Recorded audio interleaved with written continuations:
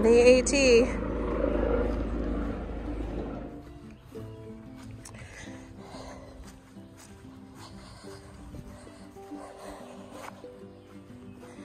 It's supposed to get a lot of rain tomorrow.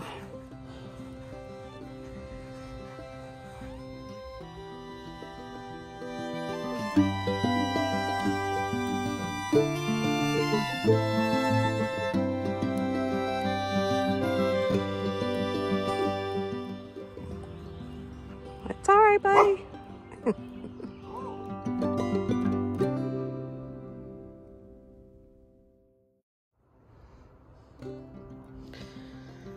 All right, Velvet Rocks and then Moose Mountain and Trapper John shelters are coming up ahead.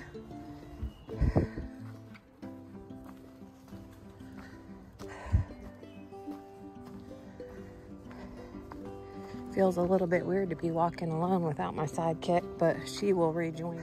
Getting really excited to head into the whites for sure. Up on top of Lambert's Ridge, we are headed to the Hexacube shelter this evening.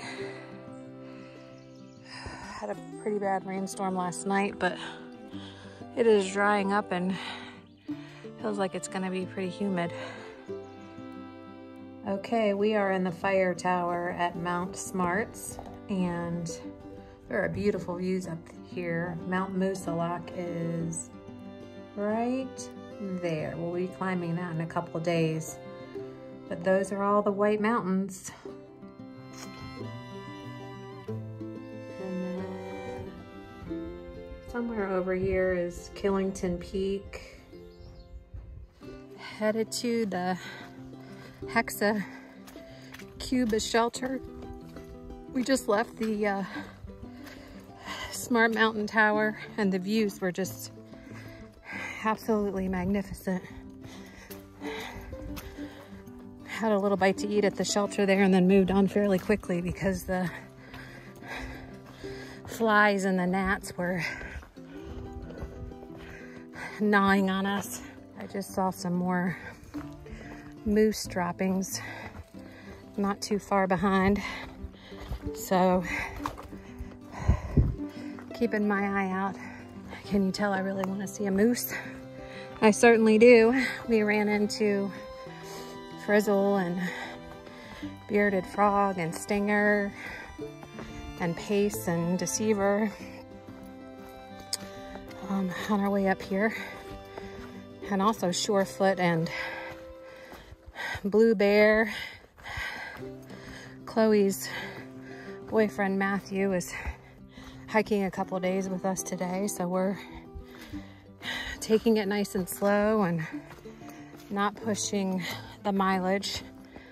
And I really don't want to push the mileage through here anyway, because man, I've dreamt of backpacking in the Whites and Maine for years, and I'm finally here, and I want to take my time and enjoy it. The climb this morning up Smart Mountain was a little bit difficult. My head just wasn't in the game, but you know, it's amazing when you meet other hikers on trail and you realize they're feeling the same way, for, you know, different reasons, but just that same feeling of not having the head in the game. Sometimes you can help each other snap out of it, and the crew that we've been kind of leapfrogging with for a while, we actually met them in New York at the Lost and Found hostel. Just running into them and talking with them, and kind of snapped me out of it, so grateful for that, very grateful.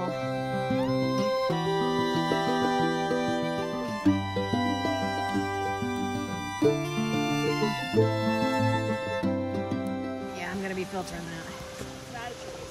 Yeah, that's too murky. I was like, oh, it looks so flowing so nicely. All right, we are at Jacob's Brook. Just filled up on water. And we are about less than a mile from the Hexacubus shelter. So we will see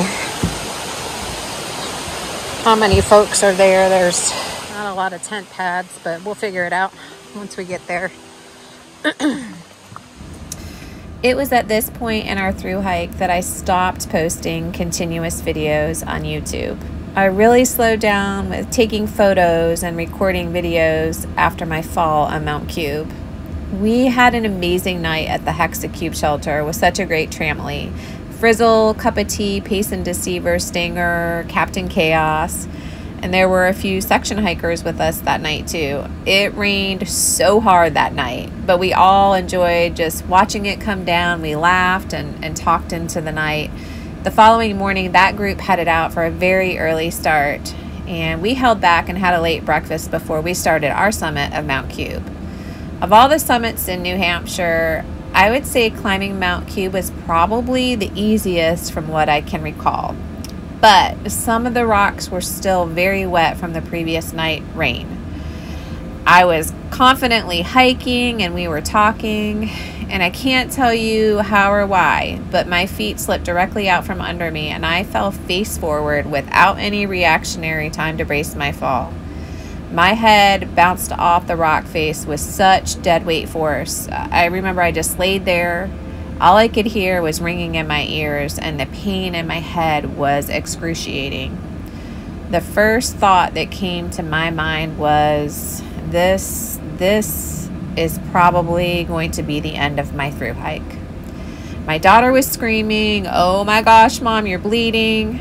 And I really thought it was my head that was bleeding, because that's where I took the major impact, when in fact it was my nose. I lay there for 30 minutes before I could sit up and clean up my face. My daughter made the right call to 911. They connected her to New Hampshire Fish and Game. Unfortunately, our location was just too remote and mountainous for an ATV to make it up to us. So they had to decide whether or not I would require a helicopter rescue. They walked my daughter through vitals, signs and symptoms of traumatic brain injury, and just assessing me overall, and at some point decided that I could attempt to hike back down.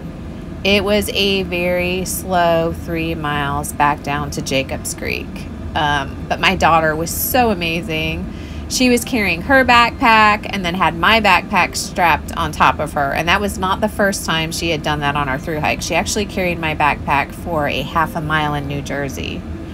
She just remained so calm during the entire process. We hiked for 2 miles before we met up with search and rescue, and they checked my injuries over and assisted us down for that remaining mile.